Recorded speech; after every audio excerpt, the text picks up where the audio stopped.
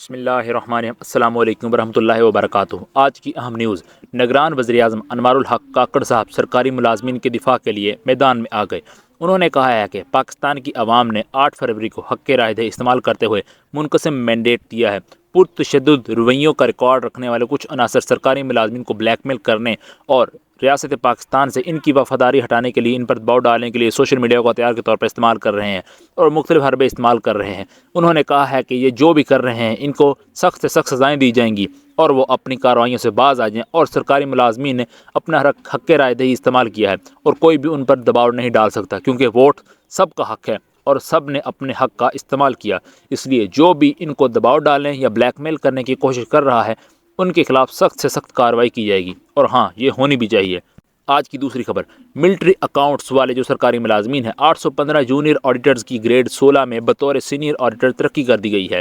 Secretary دفاع lieutenant general retired Hamood uz-Zaman کی ہدایت پر Pakistan military accountants department PMAD کے ملک بھر کے دفاتر میں تعینات 815 جونیئر آڈیٹر کو گریڈ 16 میں بطور سینئر آڈیٹر ترقی دے دی گئی ہے۔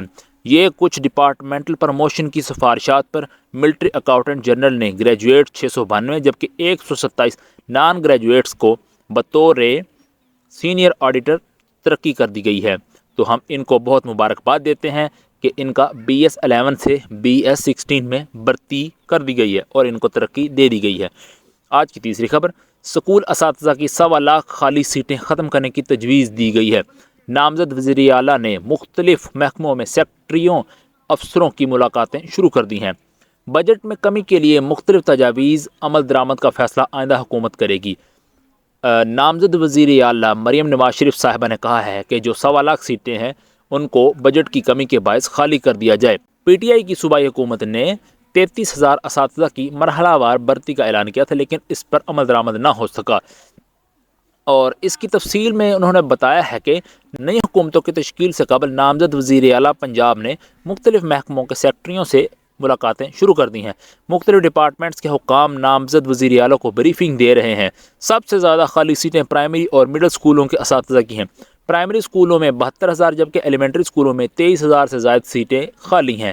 گزشتہ 5 سال کے دوران نئے اساتذہ کی بھرتیاں نہیں کی گئی ہیں، تو اس لیے ان کو نامزد وزیر اعلیٰ سیٹم ختم کرنے کے بجائے ان کو فوراً بھرتی کا اعلان کیا جائے، کیونکہ ملک میں اتنی بے روزگاری بڑھ گئی ہے کہ روز نیا سے نیا ٹیچر بنتا ہے لیکن اس کو روزگار نہیں ملتا۔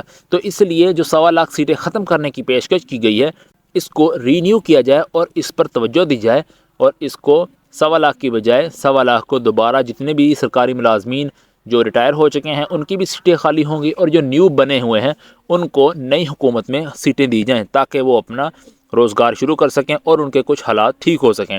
تو اس لیے جو 1.25 لاکھ خالی سیٹیں ختم کرنے کی تجویز ہے یہ بالکل غلط ہے اور یہ جو پاکستانی عوام ہے اس کے خلاف ہے۔ آج کی اگلی خبر کی طرف چلتے ہیں۔ سندھ پبلک سروس کمیشن ٹھنڈی سڑک حیدرآباد میں پریس ریلیز کی گئی ہے کہ جو BS 16 کے امیدواران کا جو ٹیسٹ ہونا تھا اس کو لیک کر دیا گیا ہے۔ لیک ہونے کی وجہ سے اس کو کینسل کر دیا گیا ہے، اور اس لیٹر میں بتایا گیا ہے کہ new date of the cancel paper shall be announce in due course of time, کہ جو کورس رہتا ہے اس کے ٹائم کے اندر ہم نئی تاریخ کا اعلان کریں گے اور دوبارہ ٹیسٹ ہوگا، کیونکہ اب تو وہ لیک ہو چکا ہے۔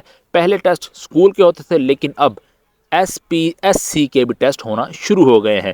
تو یہ ایک نارمل بات نہیں ہے، یہ ایک فکریہ المیہ ہے کہ اب ان کے بھی ٹیسٹ لیک ہونا شروع ہو گئے ہیں، تو ہمیں آگے جو سرکاری ملازم ہوں گے وہ ہمیں کیسے ملیں گے، اور جو بددیانتی پر لگے ہوں گے یا پھر لیک پیپر حل کرنے کی وجہ سے لگے ہوں گے تو وہ ہمیں کیا انصاف دیں گے۔